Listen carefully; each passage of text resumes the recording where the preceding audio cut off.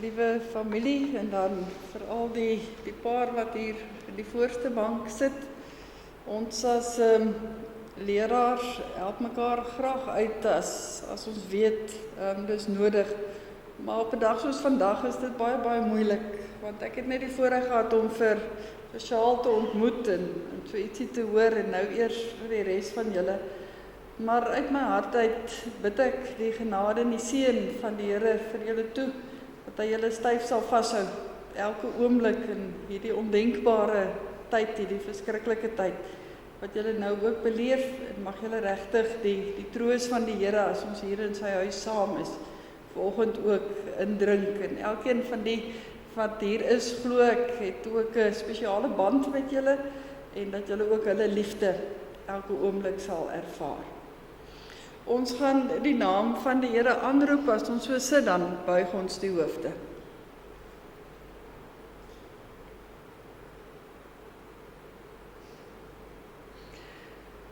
Ek kyk op na die berge, waar vandaan sal daar vir my hulp kom? My hulp kom van die Here wat hemel en aarde gemaak het. Hy sal jou beskerm, waar jy ook al gaan, nou en vir altyd. Amen. Geliefdes, genade, barmhartigheid en vrede vir u, van God die Vader, deur die Seun Jesus Christus, en deur die kragvolle en die troostvolle werk van die Heilige Gees.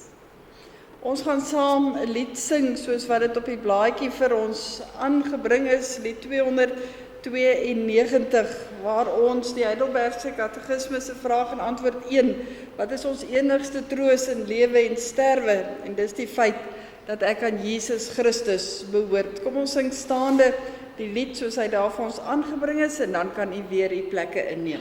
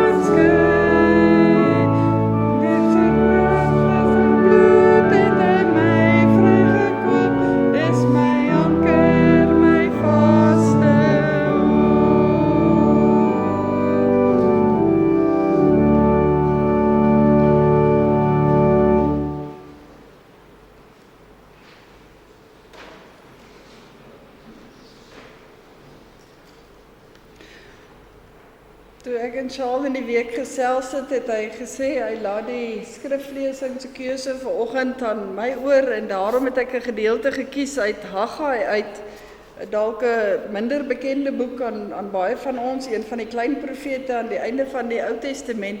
Ons gaan lees uit Haggai hoofstuk 2, die eerste klompie verse van daardie hoofstuk. Haggai hoofstuk 2, as daar dalk iemand is wat dit wil saam lees. Maar voordat ons dit saam lees, kom ons buig die hoofde en ons vra ook vir die Here om hierdie woord in ons harte te seën. Ons bid saam.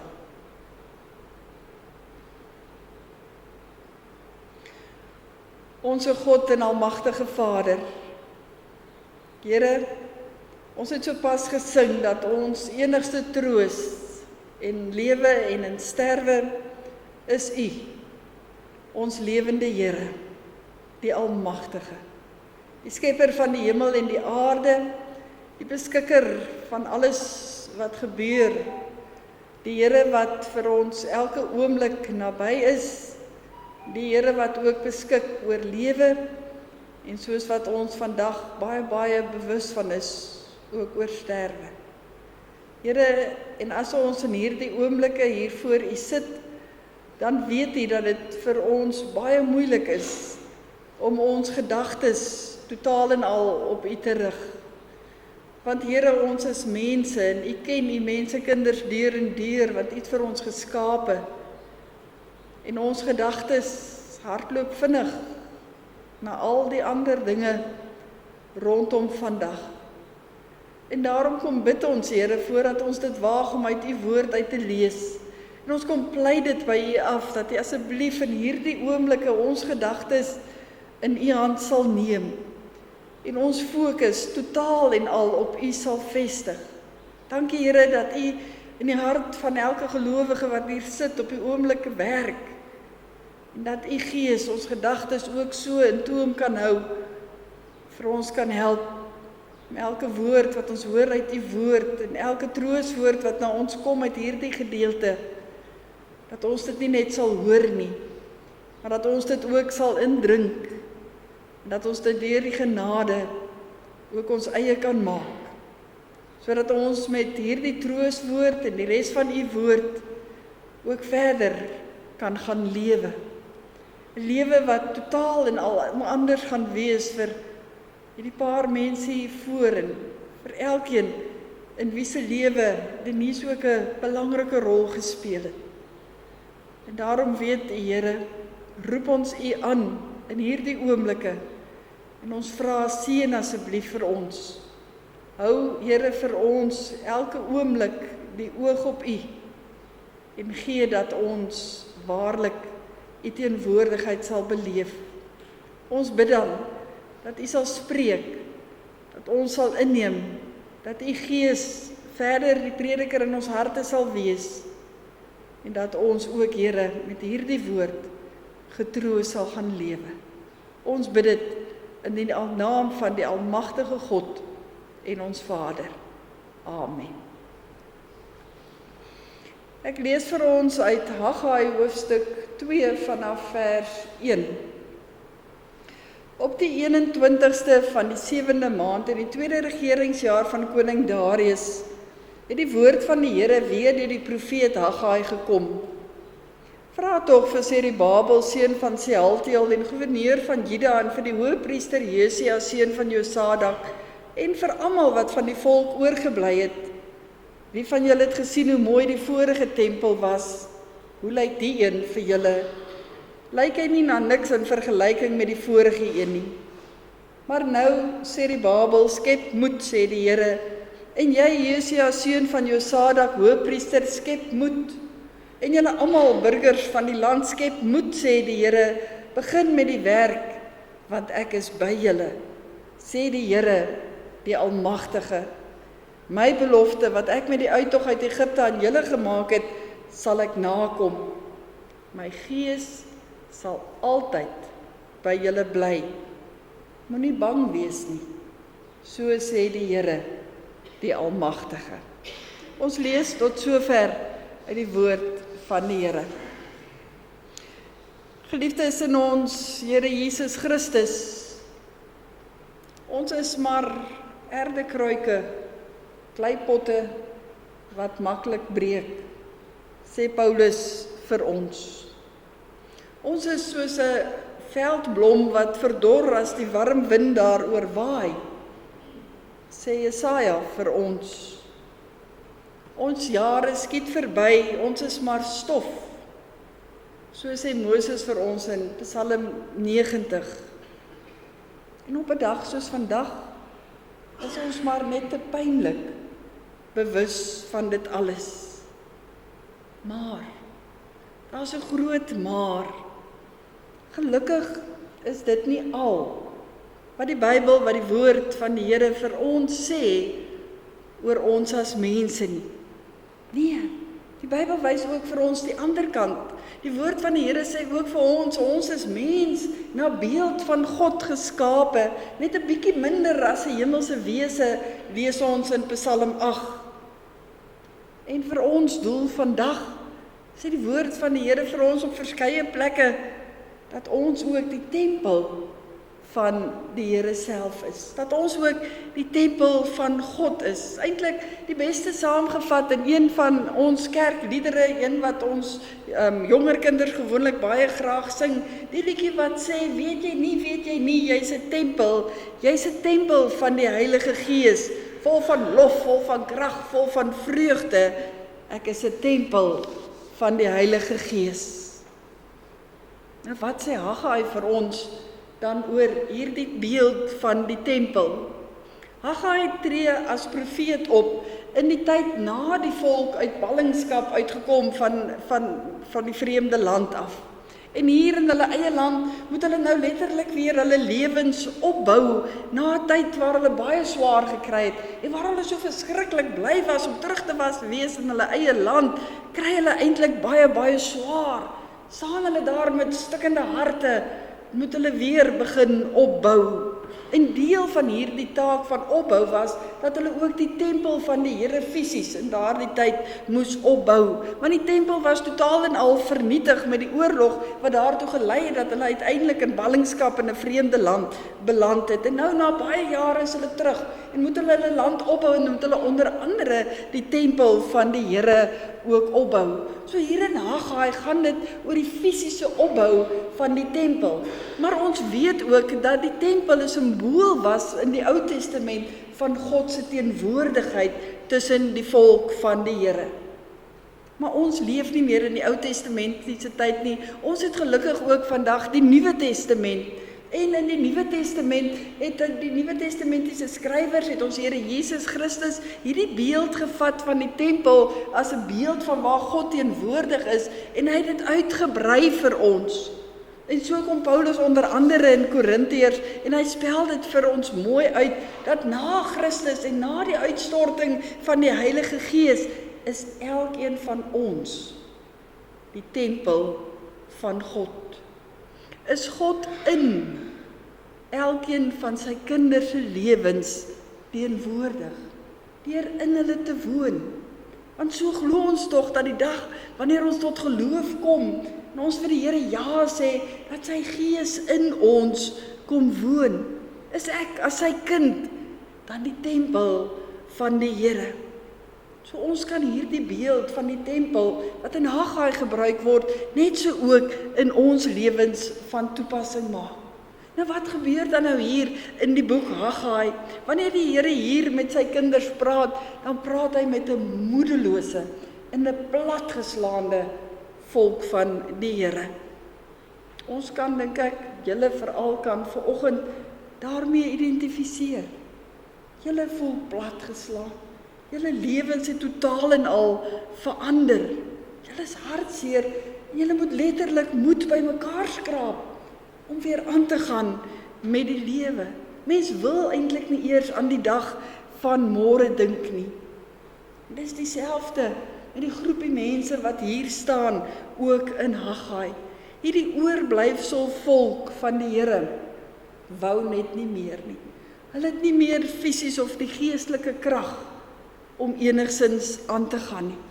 En hulle het gestaan en staar na die tempel en dat hulle daaraan verder moes bou, was vir hulle totaal ondenkbaar, want hulle het baie moedig begin, maar toe hulle so terugstaan en kyk, toe sien hulle maar hierdie bouwerk van hulle, lyk vir hulle sommer na niks, en hulle moed het nog verder in hulle skoene gesak, en hulle wil nie verder gaan nie. Gevoel, dink ek, wat sterk, in ons eie harte, op 'n hartseer dag soos vandag ook weer klink.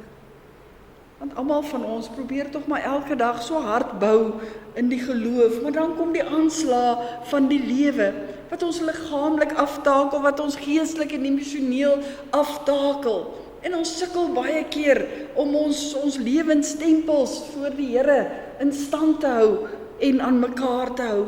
En staan ons baie keer voor die spieël en kyk, dan sien ons soos hierdie volk wat na die fisiese tempel gekyk het, ook maar net die flenters van 'n stikkende lewe. Maar dit gaan in hierdie gedeelte nie net oor die volk van die Here hier in Haggai nie. Dit gaan eintlik oor wat die Here doen in hierdie gedeelte. Want hy los nie die volk van hom net daar in Haggai, laat hulle maar self aangaan nie. En dis die wonderlike van die boodskap eintlik van vandag, dat die Here los ons nie wanneer ons platgeslaan en moedeloos voel in die lewe nie. En daarom kry ons in vers 1, dat ons lees, op die 21ste dag van die 7de maand, het die woord van die Here na die volk gekom. dat die woord van God was letterlik daar in Jerusalem kragtig aan die werk. En dit weer klink in Johannes 1 vers 1 as ons ook dink, maar God is by ons elke oomblik. En hoe is hy nie by ons nie? Op wonderlike maniere. En ek wil 5 kort puntjies uitlig van hoe ons net in Haggai sien van hoe die Here by ons is. In vers 1 lees ons hierdie dag en datum, op die 21ste dag van die 7de maand het die woord van die Here gekom. Die 7de maand was 'n belangrike maand vir die volk van die Here in die Ou Testament gewees. Dit was die maand waarop die Here se volk die loofhuttefees moet vier. Dit was 'n tyd van blydskap en van vrolik wees, omdat daar gedink is aan die verlossing wat die volk gehad het daar uit Egipte uit. Maar op daardie dag as hulle daar staan, dan beleef hulle niks van hierdie vreugde en van hierdie blydskap en van hierdie vrolik wees nie. Alles behalwe, net soos ons vandag. Vandag op hierdie 6de van Januarie in 2022, waar ons opgewonde moet wees oor 'n nuwe jaar wat voor ons lê, is daar die opgewondenheid en vreugde skielik weg. En staan dit eintlik in skrille kontras met die werklikheid van dit wat julle belewe. Maar juis daarom moet ons met 'n geloofsoog na hierdie gedeelte ook kyk. En moet ons juis hierdie laaste stukkie van hierdie versie raak sien, dat God by ons is, ook in ons tye van hartseer en van swaar kry. God is by ons elke oomblik. Wat ons bring by die tweede punt, naamlik die hartsgesindheid van die volk van die Here hier en van ons vandag. Die Here laat die volk letterlik in hierdie gedeelte so 'n bietjie stil staan en hy vra vir hulle om te onthou, om terug te dink. En hy vra vir hulle, wie van julle kan nog onthou hoe mooi die vorige tempel was? En daar was nog in daardie tyd heelwat van die ouer garde wat die vorige tempel gesien het, die mooi en die pragt en die praal van koning Salomo se tempel. En dan vra die Here vir hulle, maar hoe lyk hierdie een vir julle? Die Here weet goed dat dit goed is vir sy kinders om te onthou. En ek is oortuig daarvan dat julle baie mooi dinge het om te onthou van Denise. Dat julle baie mooi dinge het om te onthou van 'n vrou en 'n dogter, van 'n moeder en van 'n suster. Dat dit nie net die swaar, wat op hierdie oomblik bietjie oorweldigend is in julle gedagtes en die moeilike prentjies is nie, maar dat daar ook mooi prentjies is, wat julle sal kan oproep en wat julle kan onthou. En daarom sê die Here, al voel julle vandag platgeslaan, al voel dit asof die hartseer nooit gaan weggaan nie, sê die Here, onthou die mooi. En onthou, in dit alles is die Here ook daar. Die Here wat nooit ooit sy kinders vir 'n oomblik los nie. Soos Dawid dit stel, al gaan ons ook deur donker dieptes. Die Here is by my. En dit moet ons onthou. Wat ons bring by 'n derde punt. By die begin van vers 4, wat begin met die woorde, maar nou. Hoe dan nou verder? Ons weet die Here is by ons. Ons het mooi herinneringe waaruit ons kan leef. Maar hoe dan nou verder? En dan lees ons hierdie pragtige woorde wat die Here sê, nou dan skep moed, sê die Babel, skep moed Josua, hoëpriester, seun van Josadak, skep moed julle almal burgers van die land. Gaan aan met die werk. En met hierdie skep moed en gaan aan eintlik met die lewe, sê die Here vir ons, maar hoor hoe ek by julle is. En ek sal vir julle weer optel. Ek sal by julle wees elke oomblik. Ek weet julle het min moed vir die dag van môre en alles wat julle aanpak gaan te vergeefs voel. Gaan doen asof julle mens niks doen nie, maar hy sê bly moedig volhard. Ek is by julle elke oomblik. Bly bou aan jou tempel van geloof. Hou aan om my te soek en ek sal vir jou elke dag moed gee om op te staan. Ek sal vir jou elke dag moed gee om te lewe. Ek sal elke stukkie moed wat jy nodig het, sal ek vir jou gee. Dit beloof die Here in hierdie gedeelte. En daarom herhaal hy dit so oor en oor, 3 keer in die gedeelte, maar hou moed. Hou moed. Weet jy, die wonderlike van hierdie gedeelte is, die Here laat dit nie net daar nie. Hy gee dit nie net as 'n opdrag nie. Hy sê nie net hou moed en dan verwag hy ons moet net aangaan nie. Nee, die Here motiveer ook hierdie hou moed van hom. En dis die 4de puntjie waarby ek stil staan. Want dan sê hy elke keer na die hou moed, dan sê hy, want ek is by julle, so sê die Here, die Almagtige. So sê die Here, die Almagtige. En ons moet dit mooi hoor vanoggend, geliefdes. Die Here sê nie, ag, sê die Babel en Josia, en ek kan nou net sowel vandag sê, ag, Shaal en Marco en Michael en Marieke, ag, weet julle wat, gaan net aan, hou net moed en soos mense maak, gee mekaar 'n klopjie aan die skouer en loop weer aan nie. Nee, as die Here kom sê, skep moed, dan sê hy anders. Dan sê hy, skep moed, want ek is by julle.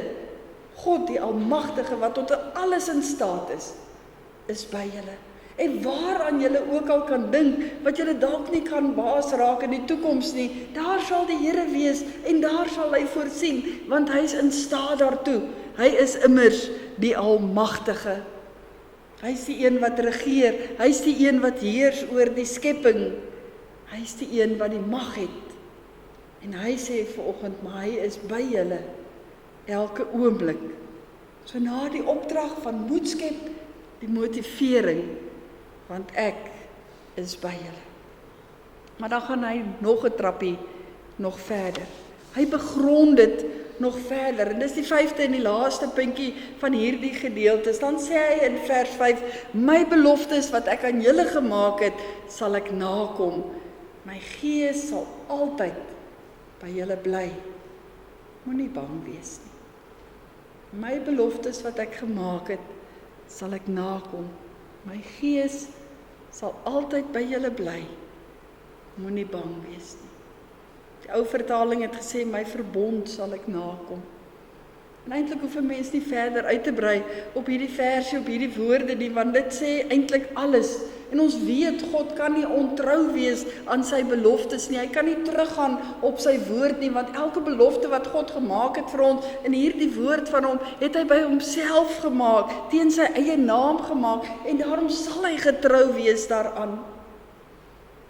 Daarom sê hy stort sy beloftes oor julle uit, en waaraan julle ook wat julle nodig het, dit sal hy vir julle ook skenk, en meer nog, omdat julle 'n tempel van God is die Heilige Gees in julle, en beloof hy, sy Gees sal altyd by julle bly. En ja, voel 'n mens bang vir die lewe verder vorentoe? Sê die Here, moenie bang wees nie, want hy begrond dit in al hierdie gedeeltes wat ons so ver gesê het. En daarom kan ons maar hierdie liedjie in ons koppe hou. Weet jy nie, jy's 'n tempel. Jy's 'n tempel van die Heilige Gees. En al is dit vandag baie swaar, bly dit steeds vol lof teen 'n almagtige God wat by 'n mens gaan wees. Is dit vol krag, want hy gaan deur sy genade aan julle elke dag die krag gee om aan te gaan, sodat julle uiteindelik weer 'n stukkie vreugde kan hê in al die mooi herinneringe wat daar ook is. En daarom, geliefdes, op hierdie 6de dag van die eerste maand van 2022 kom die woord van die Here na ons toe. Wat 'n platgeslaande en 'n moedelose klompie mense vandag is. Maar die Here sê, hou moed. Ek is by julle elke oomblik. Ek sal sorg. Gaan aan met die lewe. My beloftes sal by julle bly. My Gees elke oomblik in julle. Mag julle daartoe die genade ontvang. Mag julle daaruit gaan lewe. Kom ons bid dit ook van die Here af. Onse God en almagtige Vader, dankie Here vir die rykdom van u woord. Dankie dat elkeen van ons wat vanoggend hier sit en in u glo kan weet, ons is die tempel van die lewende Here. En dat ons kan weet, Here, dat ons elke belofte wat ons vanoggend uit hierdie paar verse van Haggai gehoor het, en elke ander een wat in u woord opgeskryf is, ook ons eie kan maak. En Here, dat dit nie leë beloftes is nie. Want dit is die almagtige God wat tot alles in staat is, wat dit vir ons kom gee. En as ons vanoggend in hierdie gedeelte hoor, 3 keer na mekaar, hou moed, dan weet ons, Here, dis nie mense woorde nie. Here, want mense woorde is maklik om te sê, hou moed, maar ons het nie 'n idee van wat elkeen wat vanoggend in hierdie voorste bank sit regtig beleef nie.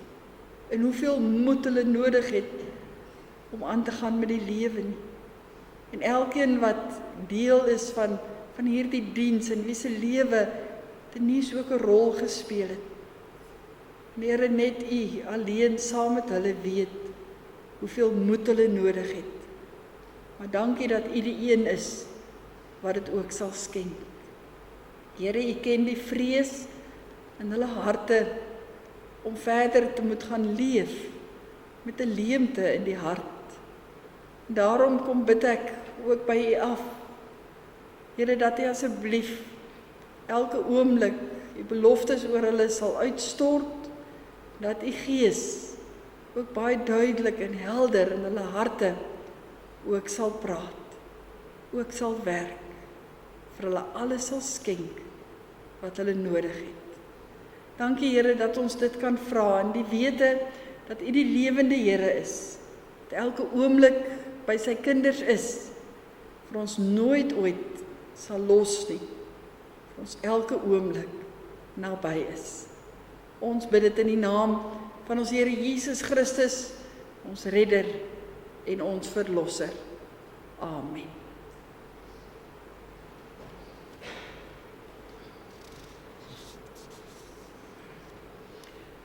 Geliefdes, ek gaan geleentheid gee vir Danro wat namens die familie dan ook enkele bedankings sal hanteer.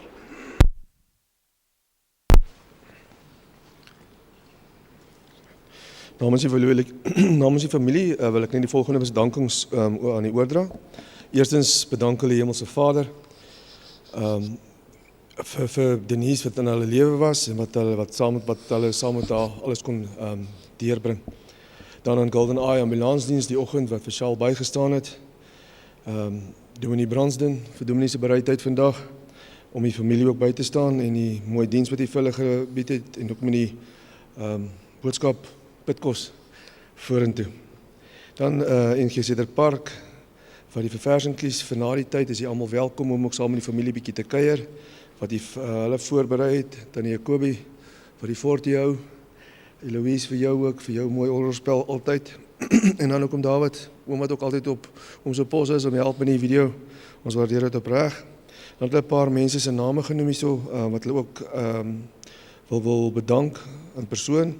Tannie Grita Kloete, Tannie Bets Hendriks en dan ook vir Mama Rietjie wat vir die manne bygestaan het en daar was vir hulle. Maar so ook vir julle wat ook vir haar beteken wat 'n groepie wat die sulke groepie mag sê, groepie wat die voorsit wat mekaar ondersteun en bystaan. En dan al die familie en vriende vir die boodskappe, ondersteuning wat aangebied is. En ek sê altyd hierso as ek die bedankings namens die familie doen. Dis regtig wonderlik hoeveel mense gebel het en gevra het van Denise en van Shaal. Mense wat spesiaal ook goedjies bygedra het en julle boodskapies. En is baie vinnig, dan dink ons as ons hier uitstap, nou is dit klaar. Maar so belangrik dat die boodskapies moet bly instroom vir ondersteuning en vir hulp vir die familie. So asseblief moenie ophou daarmee nie. Baie dankie.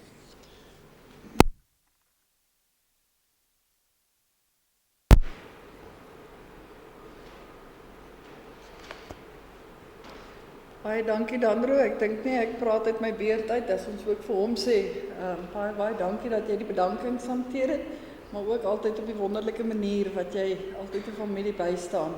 So baie dankie ook vir alles wat jy doen. Geliefdes, terwyl ons by die bedankings is en hy ook bedank het vir almal wat eetgoed en so meer gebring het. U word hartlik uitgenooi nadat ons klaar is hier in die kerkgebou, dat u ook net hier na agter kan beweeg, waar daar verversings vir u ook reg is. Ons vra maar vriendelik dat u so lank soontoe gaan en as dit nodig is dat u die familie hiervoor net so 'n kansie gee, as hulle reg is, dan sal hulle ook daar by u aansluit.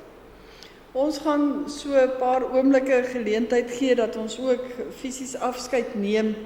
En daarvoor gaan ek van u voorhou die woorde van die troosformulier.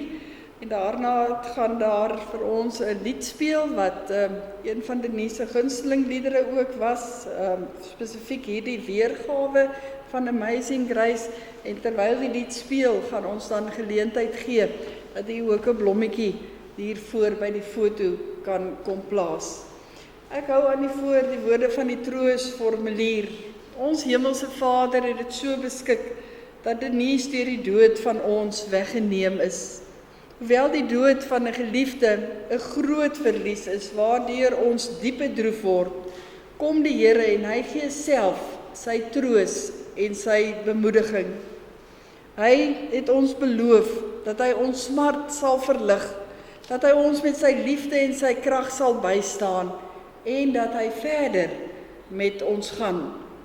Die Here Jesus het ook gesê, ek is die opstanding en die lewe, wie in my glo sal lewe, al het hy ook gesterwe.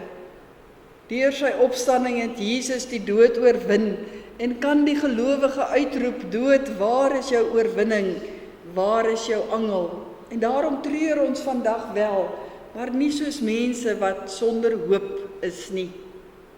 Deur die dood kom God, en hy roep die ongelowige mens tot bekering. En hy roep sy kind tot 'n nuwe toewyding. Jesus het vir ons aan die kruis gesterwe, sodat ons nie meer vir onsself moet lewe nie, maar vir hom wat vir ons gesterf het en vir ons opgewek is. En daarom sê ons saam met Paulus, as ons lewe, leef ons tot eer van die Here, en as ons sterwe, sterf ons tot eer van die Here. Of ons dan lewe en of ons sterwe, ons behoort aan die Here. Aan hom kom toe die eer en die heerlikheid tot in alle ewigheid.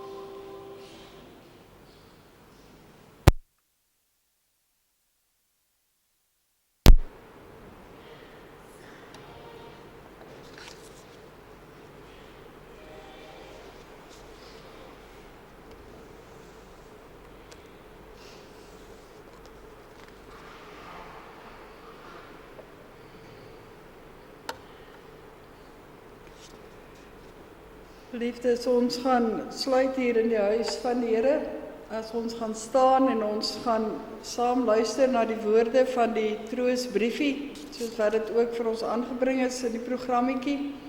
Daarna gaan ons sing lied 602 van ons hoop, waarmee ons ook verder gaan lewe. Dan bly jy staan vir die uitspreek van die seën. En dan, soos ek genoem het, is jy baie welkom om na die saal te beweeg en sodra die familie reg is, sal hulle by jy aansluit. Kom ons staan vir die woorde van die troostbrief.